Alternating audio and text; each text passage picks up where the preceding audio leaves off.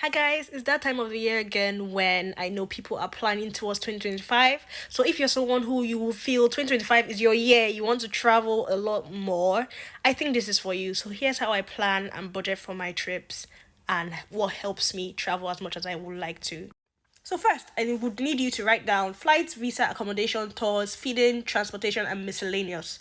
I find that these are the major categories that I tend to spend on, and I think most people would tend to spend on when you are traveling. So this will help you plan.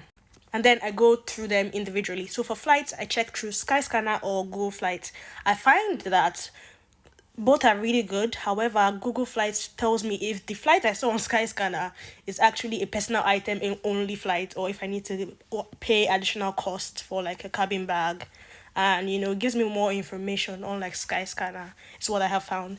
Next, I do not have passport privilege, so visa has to be there. What I tend to do is this. So, an example, I'm going to Costa Rica. I go and say Costa Rica visa UK, and then it comes up with a list of places or list of websites.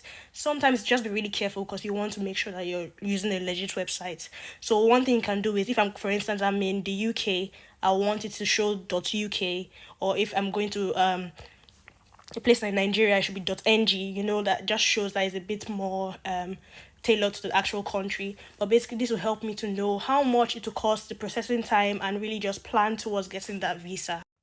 Next, we have accommodation, my trifecta, Booking.com, Expedia, Airbnb. I search the same location in all three, and then it helps me get an average cost or of how much it would be for me to stay in an accommodation for the number of days I am planning to travel for. One thing I found out recently though, that Google Maps hotels, if you search hotels in Costa Rica on Google Maps, it shows you like hotels around that place. You can put in your dates. And one thing I think is really good with that is, unlike the other places, it gives you link to the hotel's website directly. And sometimes it tends to be cheaper than the third party places like Expedia, Booking.com. So I've been just doing that as an additional step to make sure that I'm getting the best price.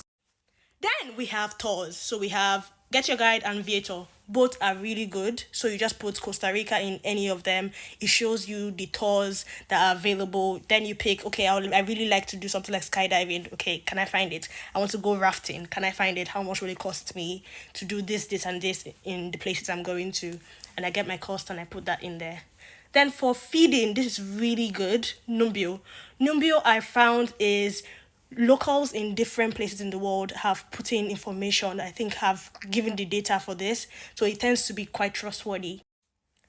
This is what Numbio looks like. So I searched Costa Rica. I didn't put a specific city, and then I changed the currency to Great British pounds because that's what I'm spending in. And then it tells me how much it will cost for a beer, how much it costs for a meal, and then this just helps me. For instance, a meal costs £7.82.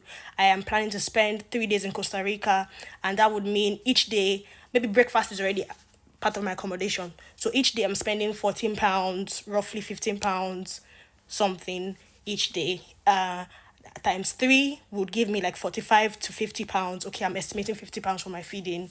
And I just find that this really helps me, know how much I should expect to save.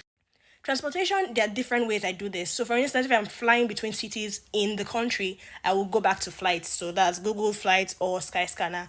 However, if I want to book a taxi prior to arriving, one thing I think is really good is Booking.com taxis. Is absolutely good. There's the final one that has helped me. It helped me so many times in the past that I think she needs a shout out. Is Rome to Rio. Rome to Rio. Yeah, Rome to Rio is that girl. Let me show you. So, for instance, I'm going from Liberia in Costa Rica to San Jose. It tells me this is the bus routes. It tells me what bus stop to go to find it. And I find that some countries, like when I was in Barbados, when I was in Albania, Rome to Rio really helped because there were no places for me to find. The Google Maps wasn't really showing me bus routes. However, Rome to Rio will show you the actual bus route. So we tell you the bus name. I'll now copy it, go to Google Maps, find it on Google Maps, and just helps me know how long I have to walk to get to a place.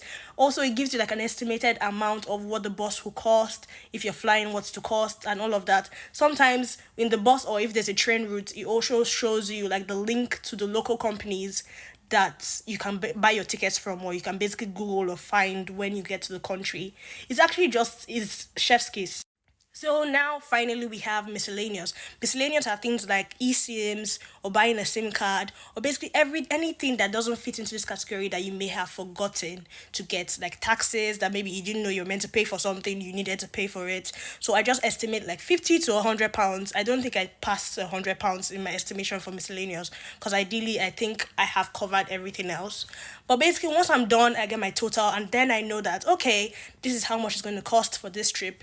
So for me now, next year I want to go for a number of trips. Let's just say an example is three.